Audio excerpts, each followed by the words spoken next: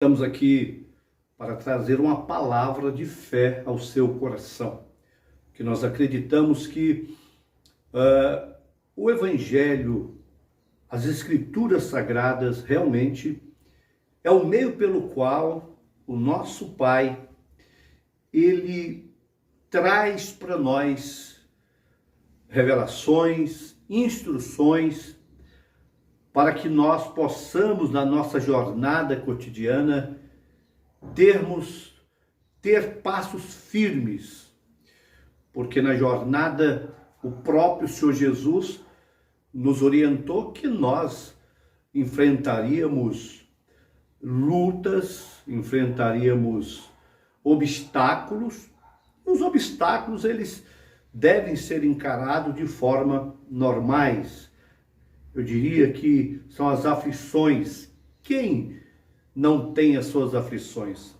Aquelas que você expõe, aquelas aflições que você guarda para si mesmo, aquelas aflições que você às vezes fala para alguns amigos mais chegados, que diz a palavra que existe amigos mais chegados do que irmãos, né? Então, a palavra que eu tenho para nós hoje está em Jeremias, no livro de Jeremias, onde Jeremias ele é considerado um profeta que passou muitas lutas. Ele profetizou, ele orientou, ele trazia palavras fortes que no seu tempo muitos não gostavam da maneira como Jeremias ele pregava. Por quê? Porque ele não tinha um compromisso com pessoas, ele tinha um compromisso com o próprio Deus, né? Que colocava no espírito, na alma e na mente dele aquela orientação para aquele povo que insistia em ter uma vida rebelde, né? Insistia em seguir os anseios do coração. Você diria, nós não podemos seguir o que o nosso coração sente? Nem sempre, porque no próprio livro de Jeremias, capítulo 17, verso 9, diz que o coração do homem é enganoso e extremamente corrupto. Baseado nesse diagnóstico, você diria, mas não podemos pensar, quer dizer que crer em Deus, seguir os princípios de Deus é cancelar a nossa personalidade? Claro que não, lógico que não, né? Quando as Escrituras revelam, dá o diagnóstico no nosso coração, é para a gente entendermos que nós podemos sim pensar, planejar, mas sermos sensatos em colocar os nossos projetos, aquilo que nós idealizamos, diante de Deus. Uma vez que nós nos seguimos e propomos a ser seguidores da sua palavra e sermos discípulos, né? Aqueles que irão aprender e também divulgar as boas novas do reino de Deus. Então, subentende-se que nós, ao crermos nele, os nossos projetos, nós vamos colocar diante dele para que ele possa tirar os excessos, aquilo que vai nos atrapalhar, que o Senhor possa fazer uma triagem e permitir que somente aquilo que o agrada e que nós poderemos sermos vitoriosos, né, em todos os aspectos do sentido, que permaneça na nossa trajetória, nos nossos projetos, que tanto nós fazemos a cada ano que se inicia. Então, eu quero trazer esta palavra aqui, quando Jeremias, ele disse que nós devemos clamar, né? Clama a mim e responder-te-ei, e te mostrarei coisas grandes e ocultas que você não imagina. Foi o próprio Deus dando para Jeremias uma orientação para que ele pudesse sobressair diante dos obstáculos. Deus deu para ele uma orientação. Você diria, mas será que vale para nós hoje? Claro que vale. Claro, uma vez que o Senhor provou o seu amor para com você, né, para com toda a humanidade, dando o seu Filho unigênito, né, para que todo aquele que nele crê não pereça, mas tenha vida eterna. Todo ser humano na face da terra tem livre acesso a Deus. Então esta palavra que Deus falou para Jeremias, clama a mim e responder-te-ei, serve para mim, serve para você, serve para todas as pessoas, onde você estiver agora, em casa, né? Aí na sua casa, no templo aqui agora, né? Onde você estiver, essa palavra para todos nós, clama a mim. Clamar é o quê? Você expressar para Deus, expressar para o Senhor nosso Deus o que se passa na sua vida. Quais as áreas, né, que você está tendo dificuldade em sobressair? Área sentimental? Vamos clamar a Deus, dizer: Senhor, me orienta, me livra daquilo que é prejudicial para mim. No entanto, eu não consigo sair fora desse caminho, dessa situação que está me prejudicando. Não é verdade? Qual que é a outra área que você precisa clamar e ter um resultado? A área financeira? Sim. Então clama: meu Deus, me dê a sabedoria para que eu possa administrar as minhas finanças de maneira que venha a sobrar, que eu tenha para emprestar, né? E que não seja necessário eu pedir emprestado, não é verdade? Porque é mais bem-aventurado você doar, né? Você dar do que receber, não é verdade? Então, quais as outras áreas que você precisa clamar a Deus e ter um resultado? Na área da convivência familiar? Então vamos clamar. Clame para você primeiro. Fala: Senhor, me dá orientação, o que eu preciso mudar na minha vida para que a minha família seja mais abençoada? Porque às vezes é muito comum a gente perceber só o defeito do outro, a gente não vê o nosso próprio defeito. Então nós temos que clamar partindo do ponto para nós primeiro, para que Deus possa nos mostrar, né, e nós tenhamos humildade de reconhecer áreas que precisamos mudar em nossa vida. Enfim, qual a outra área que você precisa clamar a Deus? Seus filhos?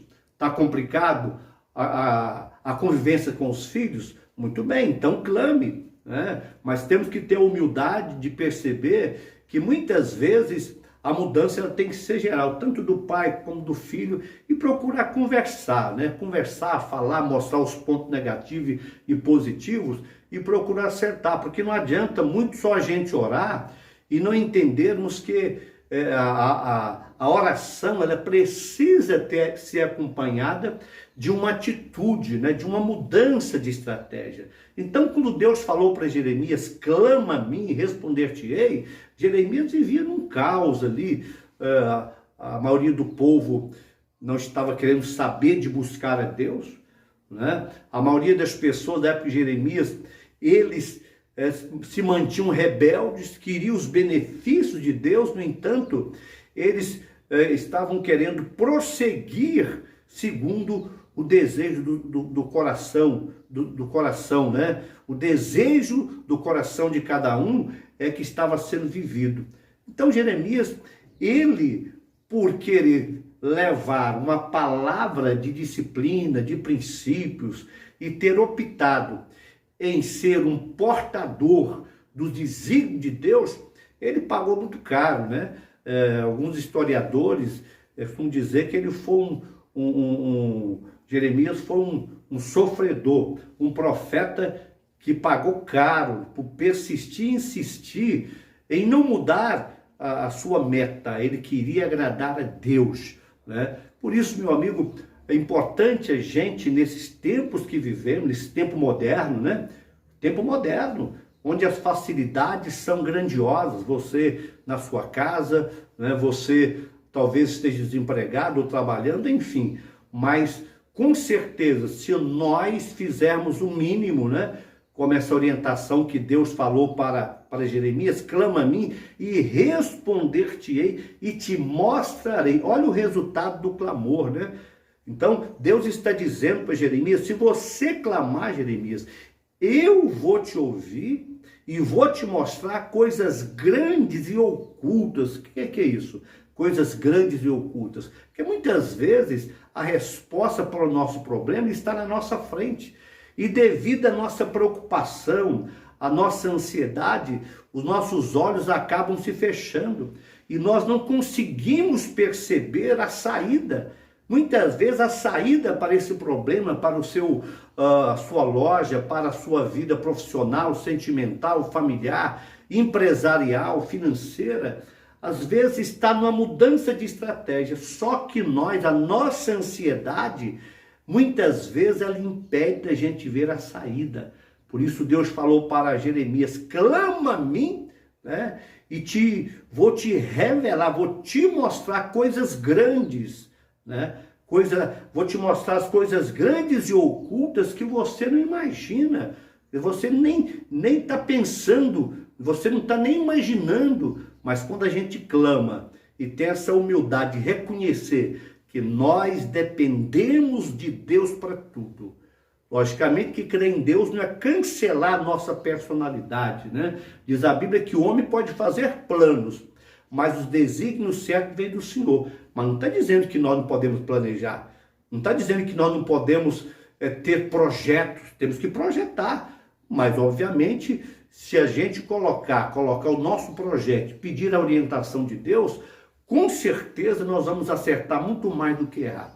Então eu quero deixar para você, meu amigo, minha amiga, meu irmão, minha irmã, né? Principalmente você, Diago de Canidu, você que está na expectativa de uma nova história, né? Quem que não quer uma nova história? Eu quero, você quer, nós queremos, né? Todos nós, a cada ano que se inicia, nós temos expectativa com a família, expectativa, né, de viajar, expectativa que os nossos filhos se dêem bem, expectativa de uma cura, enfim, todos nós temos expectativa. Mas para a gente viver uma nova história, nós precisamos entender que os nossos projetos não podem ser desassociados da comunhão com Deus. Não tem como. Por isso, além desse projeto da nova história, né, uma nova história na área financeira, familiar, espiritual, né? Enfim, esse projeto da nova história que nós estamos fazendo, todos nós queremos ser bem-sucedidos, mas não podemos desprezar o TSD, tempo a sós com Deus. Nós não podemos deixar de fazer o que o próprio Jesus, ele orientou, que devemos ter o nosso particular. Entra para o teu quarto, fecha a porta e fala com Deus. Coloque esse projeto da nova história, né? Coloque uma nova história. Todos nós queremos uma nova história, não é verdade? Então, ore em cima, regue esse projeto com oração, com clamor, e se possível até jejuar, né? Para que Deus possa te mostrar, te revelar coisas grandes e ocultas, para que você possa ter uma ação abençoada, para que esse projeto de vida para 2022, ele seja realizado, não é verdade? Então é necessário que a gente não só peça, mas que a gente também peça a Deus estratégia, para que a gente possa ter uma família melhor, ter uma vida sentimental equilibrada, a gente ter uma vida financeira adequada, a gente possa se preocupar com o reino de Deus, né? Em ganhar almas.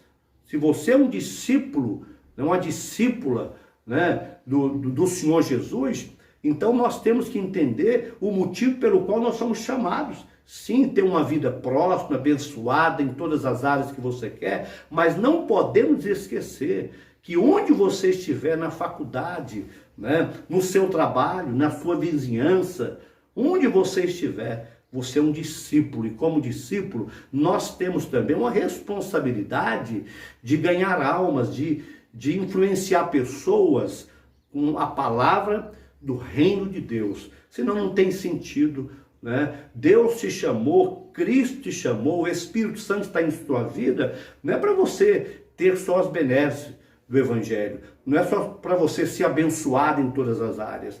Nós temos responsabilidades, porque a qualquer instante, né, teremos uma finalização, como diz a palavra, mas enquanto isso temos que caminhar, batalhar, lutar, né, cuidar da família, cumprir os compromissos, mas temos que entender que nós temos que nos colocar à disposição de Deus, né? Nós não podemos nos furtar, não podemos nos eximir, deixar de lado o nosso compromisso, que primeiro Deus, os dois pilares, amar a Deus sobre todas as coisas, com toda a sua força, com toda a sua inteligência, com toda a sua capacidade e amar o próximo como a si mesmo, né? Cuidar da sua vida e se colocar no lugar daquele que precisa, que aquilo que é supérfluo em minha vida é justamente muitas vezes o que está faltando na vida daquele, do seu irmão e da sua irmã. Então, que nós possamos hoje refletir sobre isso, isto é, comer do pão e tomar do cálice, né? Quando Jesus falou assim, olha, quem não comer da minha carne e tomar do meu sangue, não tem parte comigo. Isto é a Santa Ceia, né? É você permitir que Deus, ele te use como expressão máxima de Cristo aqui na terra. Comer do pão, né? E tomar do sangue de Cristo. Ele mesmo diz, quem não comer da minha carne e não beber do meu sangue, não tem parte comigo. Está entendendo como é que são as coisas? Isto é a Santa Ceia, isto é ceiar. Todas as vezes que você toma a Santa Ceia do Senhor, come do pão, né, que simboliza a carne, do vinho que simboliza o sangue, sabe o que está acontecendo? Você está dizendo, Senhor, conte comigo, Senhor. Conte comigo, eu quero realmente ter uma nova história, prosperar nas áreas que eu estou precisando, família, sentimental, financeira, espiritual, né? Mas eu quero ser um instrumento em tuas mãos enquanto eu estiver vivo. Aí é maravilhoso. Aí com certeza, meu querido, Deus ele vai te abençoar porque ele sabe que vai poder contar contigo. Isto é ceiar, comer do pão, né? E tomar do cálice do Senhor, comer da carne e beber o sangue de Cristo. É isso aí, é você ser um instrumento, é você realmente entender o seu papel como discípulo do Senhor Jesus até que ele venha. Ele não está entre nós mais fisicamente, mas ele está através da palavra, através do Espírito Santo, que é, como o próprio apóstolo Paulo diz, que o Espírito Santo é o penhor da nossa salvação. É a garantia que nós temos um compromisso com o Evangelho, um compromisso com o Reino de Deus, um compromisso com a sua palavra, até que ele venha cumprir os teus desígnios, que é a finalização de todas as coisas. Enquanto isso, vamos buscar o Senhor, vamos fazer o que Deus falou para Jeremias. Clama a mim, Jeremias. Está com medo? Está com dúvida? Clama a mim e responder-te-ei. E te mostrarei coisas grandes e ocultas que você não imagina. Né? Fazendo isso, meu querido, minha querida, nesse exato momento, Deus ele vai te abençoar. E entenda perfeitamente o que Jesus falou. Quem não comer da minha carne, quem não beber do meu sangue, não tem parte comigo. Quer dizer, quem não se colocar à disposição, quem não entender que enquanto vivemos aqui na terra, temos que realmente correr atrás das coisas, realizarmos, cuidar da família, cuidar da vida financeira, cuidar dos filhos, do marido, da esposa, cuidar realmente de tudo aquilo que Deus ele colocou em nossas mãos como mordomos. Mas não podemos esquecer que o nosso sucesso, que quando nós somos bem-sucedidos, como você que você é, se não é, será, o seu sucesso não pode impedir que você seja um instrumento de Deus como um discípulo até que ele venha. Tá bom, meu querido? Deus te abençoe. Eu quero orar com você e por você neste momento. Meu Deus e meu Pai, nesse exato momento, eu oro por milhares e milhares de pessoas. Oro por esses irmãos aí da Quiabo de Canidu. Oro, meu Deus, por todos aqueles que ouve e crê na tua palavra, não só aqui do bairro Água de Canidu, mas de todos os bairros aqui de São José, a cidade de São José dos Campos, o estado de São Paulo, todos os estados, meu Pai, do Brasil. Esses estados estão em crise, estado da Bahia, Minas Gerais, que estão passando por essa problemática de enchentes, muitas pessoas desabrigadas, muitos irmãos e irmãs desabrigados, muitos estão sendo ajudados também. Meu Deus e meu Pai, derrama da tua graça. Ora, eu te apresento também essa pessoa que está doente ainda, Senhor, essa criança enferma, essa pessoa que está internada no hospital. Eu te peço neste momento, ó meu Pai, em nome de Jesus, na unção do Espírito Santo, que as tuas mãos gloriosas poderosa chegue até esta casa, meu Pai, curando o enfermo, libertando o oprimido, essa pessoa que não consegue dormir, meu Deus, essa pessoa preocupada, ansiosa, eu repreendo a ansiedade, repreendo essa dor que está andando no corpo dessa pessoa, que mesmo tomando medicamento, essa enfermidade não desaparece, mas eu ordeno agora, eu mando sair toda a influência do mal, toda dor, todo tumor, toda inflamação, toda infecção, saia desse corpo agora. E esse medicamento, esse remédio, esta água, esse alimento, esse líquido que essa pessoa vai ingerir, já está abençoada em nome de Jesus. Pai que estás no céu, santificado seja o teu nome, Senhor. Venha a nós, Senhor, o teu reino, seja feita a tua vontade, aqui na terra como no céu. O pão nosso de cada dia dá-nos hoje, ó Pai. Perdoai as nossas dívidas, Senhor, nossa ignorância, como nós perdoamos aos nossos devedores. Meu Pai, não nos deixe cair em tentação, mas livra-nos do mal, porque teu reino, o poder e a glória. Deus te abençoe, meus queridos. Em nome de Jesus, até um próximo encontro, se Deus quiser. Um abraço, Deus